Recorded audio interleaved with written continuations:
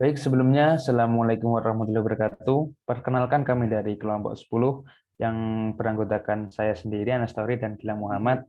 Kami di sini akan menjelaskan terkait prinsip kerja dari rem cakram atau disc brake. Oke, kita lanjut ke bagian selanjutnya.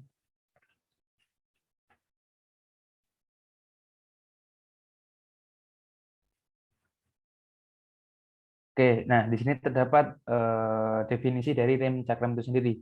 Nah, untuk rem cakram sendiri itu merupakan perangkat atau komponen yang digunakan pada kendaraan modern.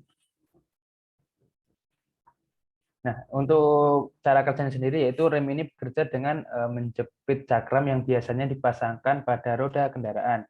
Untuk menjepit cakram digunakan sebuah komponen yang bernama kaliper yang digerakkan oleh piston untuk mendorong kampas rem ke cakram. Oke, selanjutnya. Nah, di sini kami akan menjelaskan terkait prinsip kerja dari rem cakram. Karena prinsip kerja ini sangat kompleks, jadi untuk prinsip kerjanya nanti ada dua, yaitu ketika pedal rem ditekan maupun ketika pedal rem dilepas. Oke, kita lanjut. Nah, untuk model penggerak rem sendiri terdapat tiga model penggerak. Yang pertama adalah mekanis, yaitu sistem rem yang digerakkan menggunakan kaut kabel sebagai perantaranya. Kemudian yang kedua ada rem hidrolik.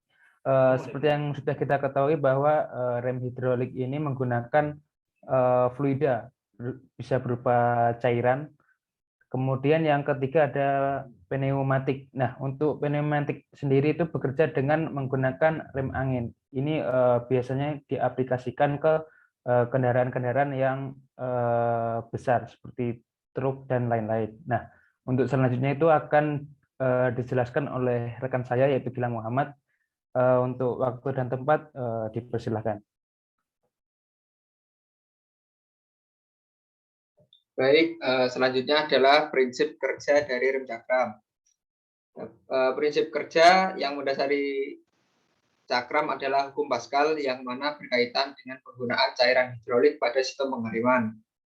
Sistem cakram memiliki prinsip perubahan energi dari energi gerak ke energi panas. Perubahan energi ini dilakukan dengan menggeser bidang yang berputar dengan bidang yang diam. Hasilnya akan ada perubahan energi dari energi gerak ke energi panas, sehingga bidang yang berputar akan semakin lambat dan suhu bidang tersebut akan meningkat. Pada rem cakram, gesekan dua bidang tersebut dilakukan dengan metode jepitan. Ada dua bidang, yakni bidang yang berputar disebut rotor dan bidang yang diam disebut kampas rem.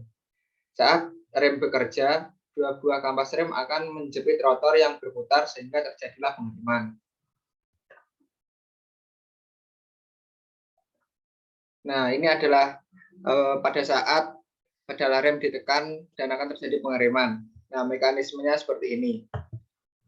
Ketika pedal rem ditekan oleh pengemudi, maka tekanan dari pedal rem ini akan diteruskan ke push rod. Nah, dari push rod akan mendorong piston di master rem itu, dan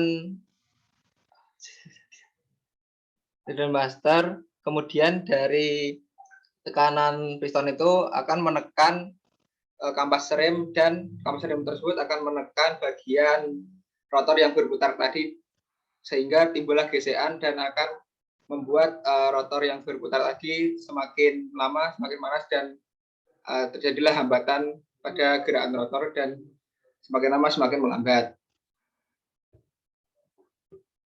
Kemudian pada saat pedal rem dilepas,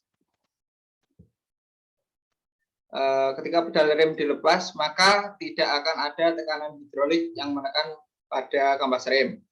Dengan gaya sentrifugal yang ditimbulkan oleh gerakan piringan cakram, maka akan mengembalikan posisi kampas rem pada posisi semula. Sistem rem cakram hidrolik bekerjanya sangat tergantung dari kondisi cairan rem dan sistem rem hidroliknya. Bila terdapat kebocoran ataupun kualitas dari cairan remnya telah memburuk, maka akan berakibat dari kinerja sistem rem. Nah, untuk kesimpulannya, Sistem rem berfungsi untuk menghentikan putaran pada roda. Lalu sistem rem mempunyai 3 jenis model, yakni mekanik, hidrolik, dan pneumatik. Lalu cara kerja sistem rem juga akan dibedakan menjadi 2, yakni ketika rem ditekan dan ketika rem dilepas. Baik, sekian dari kelompok kami. Apabila ada salah kata, kami mohon maaf dan wassalamualaikum warahmatullahi wabarakatuh. Waalaikumsalam warahmatullahi wabarakatuh.